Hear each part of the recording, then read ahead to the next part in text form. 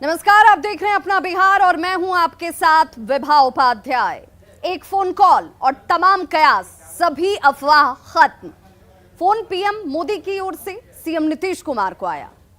PM ने CM को कहा द्रौपदी मुर्मू को राष्ट्रपति पद का उम्मीदवार बनाए जाने की जानकारी पीएम की तरफ से सीएम को दी गई और इसके साथ ही ऐसा लगा कि बिहार एनडीए का सारा गतिरोध खत्म हो गया हो, सारे गिले शिकवे दूर हो गए हों।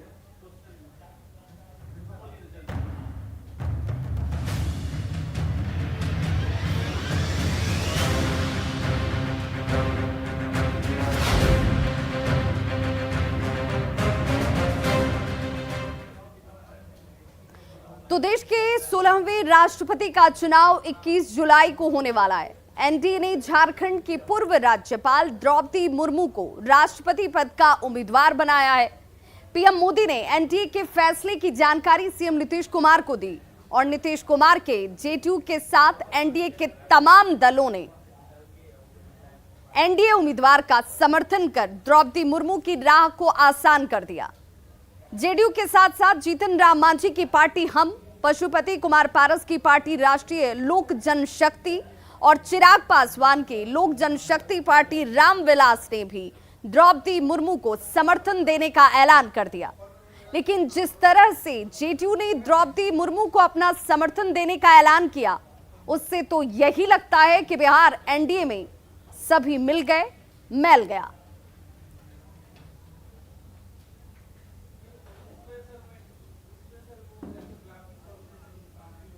एक गरीब परिवार में जन्मी आदिवासी महिला राष्ट्रपति की उम्मीदवार है।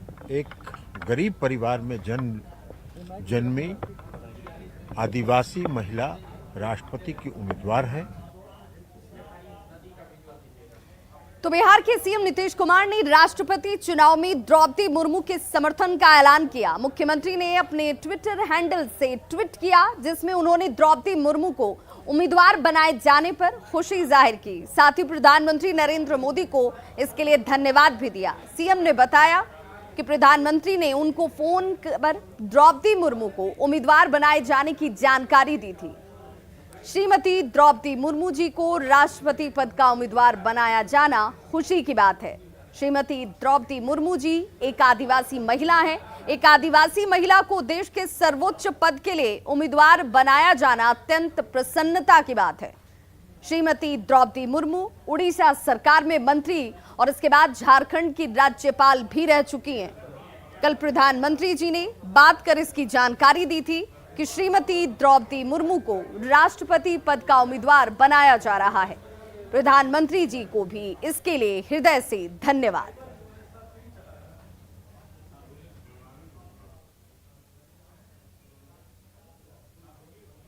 तो जेडीयू ने एनडीए की राष्ट्रपति पद की उम्मीदवार द्रौपदी मुर्मू को समर्थन का ऐलान किया है, जिसे लेकर बिहार के डिप्टी सीएम तारकिशोर प्रसाद ने खुशी जाहिर की।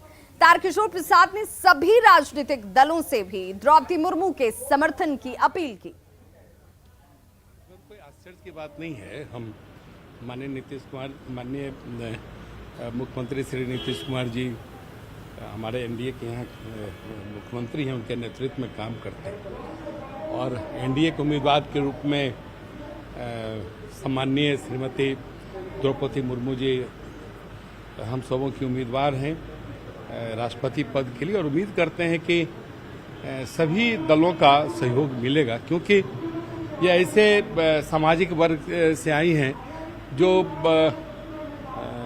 हाशिए पर ज़्यादा रहा है। तो राष्ट्रपति चुनाव के लिए देश में कुल 10,86,000 वोट हैं। बीजेपी प्लस के पास 5,27,000 वोट हैं, यानी कि कुल वोट का 48% वोट जो है वो एनडीए के पास ही है। जबकि बहुमत का आंकड़ा 5,43,000 के आसपास है। मतलब द्रौपदी मुर्मू की जीत के लिए एनडीए को करीब 17,000 अतिरिक्त वोट की जरूरत होगी। अब ऐसे में सवाल उठता है कि सीएम नीतीश कुमार ने एनडीए की राष्ट्रपति उम्मीदवार द्रौपदी मुर्मू को समर्थन देने का फैसला क्यों किया? तो सीएम नीतीश कुमार की पार्टी एनडीए में ही शामिल है। द्रौपदी मुर्मू एनडीए की उम्मीदवार हैं। प्रधानमंत्री नरेंद्र मोदी ने खुद मुख्यमंत्री नीतीश कुमार से इस पर बातचीत की। पिछले 2 चुनाव में नीतीश कुमार ने स्वतंत्र फैसला लिया था। नीतीश कुमार जब एनडीए के साथ थे तब भी स्वतंत्र फैसला, प्रणब मुखर्जी का समर्थन उनकी तरफ से किया गया। यही बात 2017 में भी देखने को मिली, जब महागठबंधन में रहते हुए मुख्यमंत्री नीतीश कुमार ने रामनाथ कोविंद का समर्थन किया था। पिछले 2 चुनावों में नीतीश ने स्वतंत्र फैसला लिया था। नीतीश कुमार महिला सशक्तिकरण के पक्षधर हैं। द्रौपदी मुर्मू आदिवासी महिला उम्मीदवार हैं। नीतीश कुमार की अगर बात कर लें तो नीतीश कुमार शोषित वर्गों के प्रति समर्पित रहे हैं, इस तरह की उनकी छवि रही है। नीतीश कुमार महिला सशक्तिकरण के लिए आगे बढ़कर काम करते रहे और इस वजह से भी द्रौपदी मुर्मू का समर्थन नीतीश कुमार की तरफ से और जेडीयू की तरफ से किया गया। द्रौपदी मुर्मू का समर्थन कर सीएम नीतीश कुमार ने साफ संदेश दिया कि बिहार में एनडीए मजबूत था और आगे भी रहेगा, यानी कि तमाम कयासों पर विराम लगाने की कोशिश उनकी तरफ से की गई। एनडीए उम्मीदवार के समर्थन से एनडीए और ज्यादा मजबूत होगा। बीजेपी और जेडीयू के बीच जो दूरियां थी, जो हाल के घटनाक्रम में नजर आ रही थी, वो कम होंगी। दोनों दलों के बीच की खटास कम होगी। बिहार के सियासी गलियारों में जो कयास लगाए जा रहे थे, वो कयास तमाम उन पर विराम लग जाएगा। नीतीश कुमार के दिल्ली जाने की अफवाह खत्म हो जाएगी, जो हाल के दिनों में खूब हो रही थी। सीएम नीतीश कुमार बिहार के विकास का काम लगातार कर पाएंगे और यही करते रहेंगे जिस तरह की चर्चाएं अब सामने हैं, और इस तरीके से उन्होंने अपना समर्थन देकर तमाम कयासों पर विराम लगा दिया। और चलिए अब बात कोरोना की करते हैं। कोरोना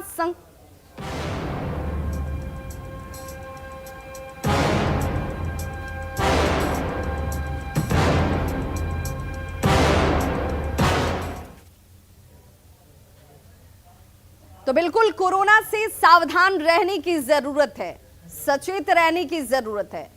कोरोना संक्रमण एक बार फिर से बिहार में बढ़ने लगा है। बुधवार को पटना में 83 नए पॉजिटिव मरीज सामने आ गए।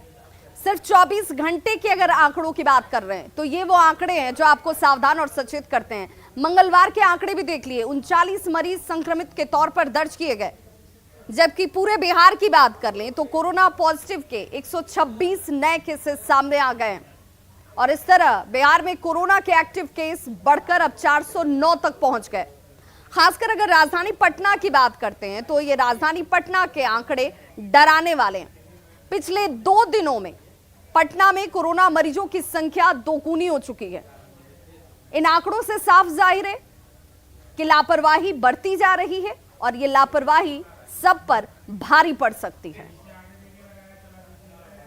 एक बार फिर से पटना समेत पूरे बिहार में बढ़ने लगा है। बात अगर पटना की करें तो पटना में बुधवार को जो जांच हुई थी कोरोना मरीजों की, उसमें 83 नए मरीज सामने आए हैं। मंगलवार को 91 नए मरीज सामने आए थे। संपूर्ण बिहार की बात करें तो बुधवार को 126 नए मरीज पूरे बिहार से सामने आए हैं। अगर कोरोना मरीजों की संख्या नए अपडेट की बात करें तो संपूर्ण बिहार में 409 हो गए हैं। एक्टिव केसेस जो हैं वो 409 पहुंच चुका है। स्वास्थ्य विभाग के द्वारा जो आंकड़ा जारी किया गया है उसके मुताबिक 1,30,126 कोरोना टेस्ट जो है बुधवार को किए गए थे, जिनमें से 42,380 RT-PCR टेस्ट हुए। जबकि एंटीजन टेस्ट की संख्या की बात करें तो 87,746 एंटीजन टेस्ट जो है वो हुए हैं। और देर शाम जो जांच रिपोर्ट सामने आई है उसके मुताबिक 0.097% जांच रिपोर्ट पॉजिटिव आई है। जून में कोरोना संक्रमण की चपेट में आए लोगों में से बीते 24 घंटे में 41 लोग जो है वो स्वस्थ भी हुए हैं, ये भी बताया गया है इस रिपोर्ट में। और बिहार में अब कोरोना के सक्रिय मामले बढ़कर के 9 हो गए, जैसे हमने पहले बताया है। और इस तरह से संक्रमण मरीजों की संख्या जो है उसमें जो बढ़ोतरी है वो लगातार देखने को मिल रही है। लगातार जो है स्वास्थ्य विभाग लोगों से अपील कर रहा है कि कोरोना प्रोटोकॉल जो है उसका अनुपालन करें।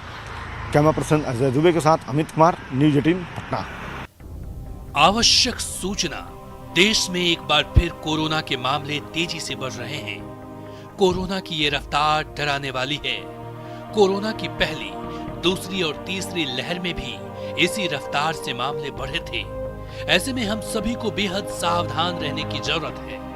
हम ऐसा कुछ भी ना करें जिससे कोरोना की रफ्तार बढ़े।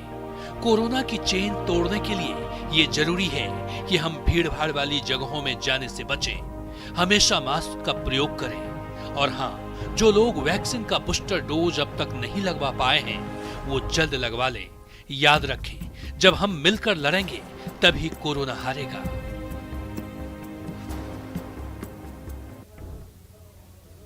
और अब बात नदियों के बढ़ते जलस्तर की।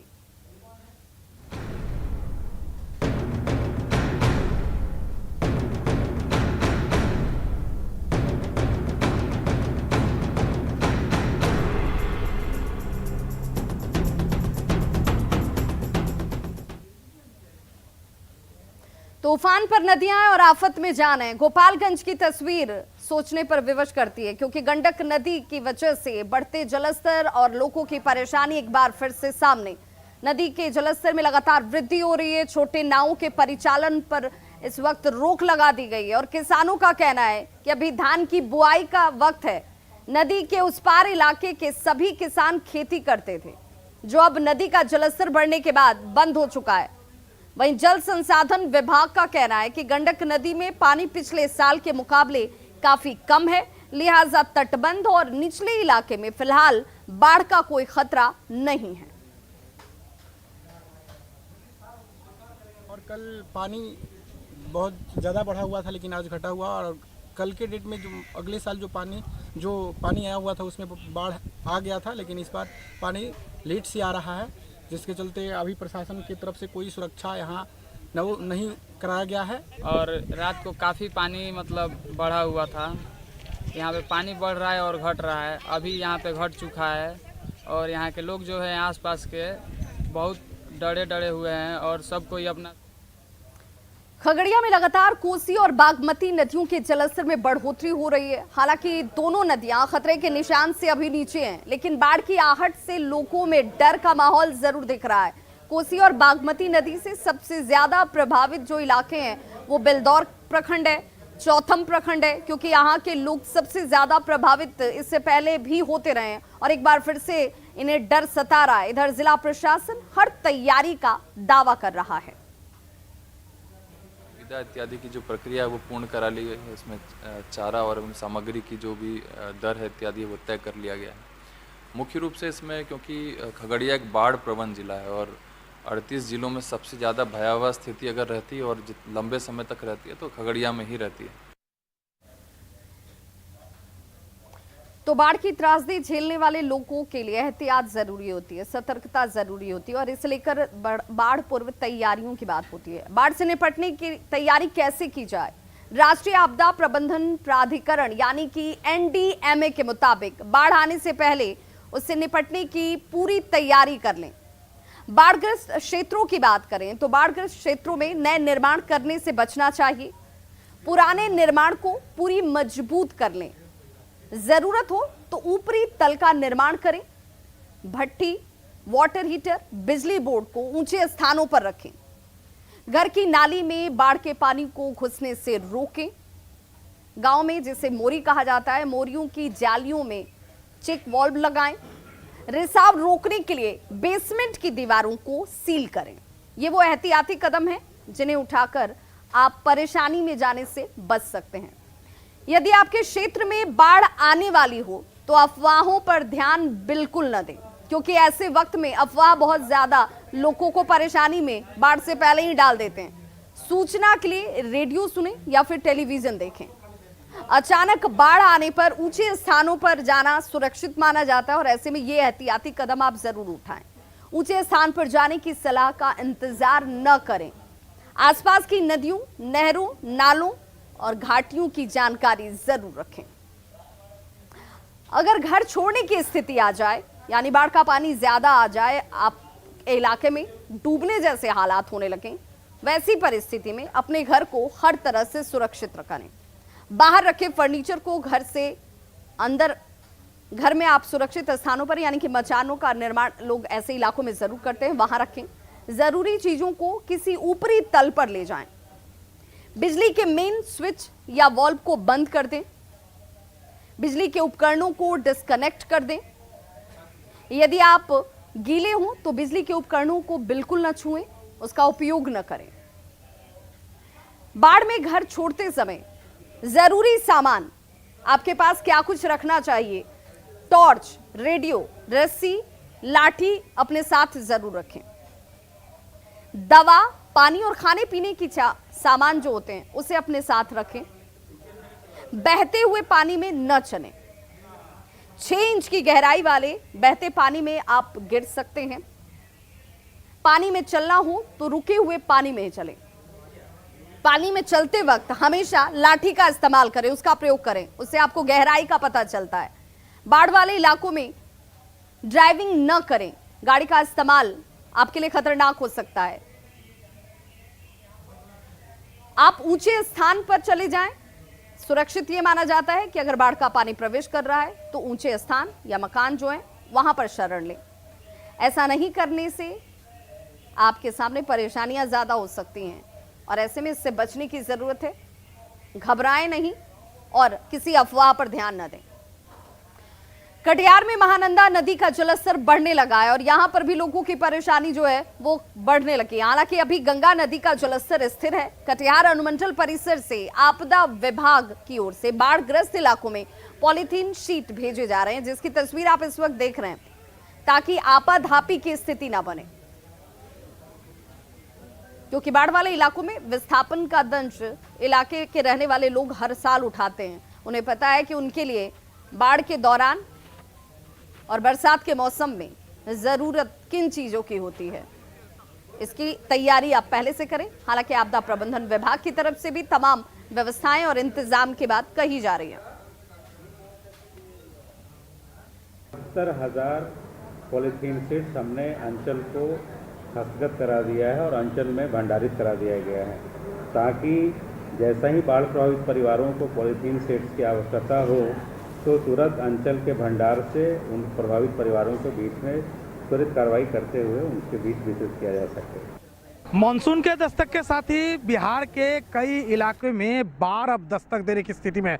इसको लेकर कटिहार बाढ़ के रेड जोन माना जाता है और यहाँ तैयारी जोरों पर है। आपको एक तस्वीर दिखाते हैं। ये जो पॉलीथीन है जो अमूमन विस्थापित होने की स्थिति में बहुत मददगार होता है। लगभग 4 प्रखंडों में जो बलरामपुर, मनसाही, आजमनगर और कदवा भेजा जा रहा है। आपको बताते चले लगभग एक ट्रैक्टर में 150 इस तरह का पॉलीथीन का लादा जाता है और इसको उस स्थल तक पहुंचाया जाता है। इस पॉलीथीन के बारे में बताया जा रहा है कि इसकी लंबाई 5.5 फीट और चौड़ाई 4.5 फीट होता है और बाढ़ के दौरान जब लोग विस्थापित होते हैं, जब हाहाकार मचता है, तो यह बेहद जरूरी होता है। कुल मिलाकर कटिहार जिला प्रशासन इसको लेकर तैयारी अभी से ही शुरू कर दिया है, क्योंकि यह इलाका अक्सर महानंदा, कोसी और गंगा का रेड जोन रहा है। इसलिए इस बार तैयारी पहले से ही जोरों पर दिखाया है।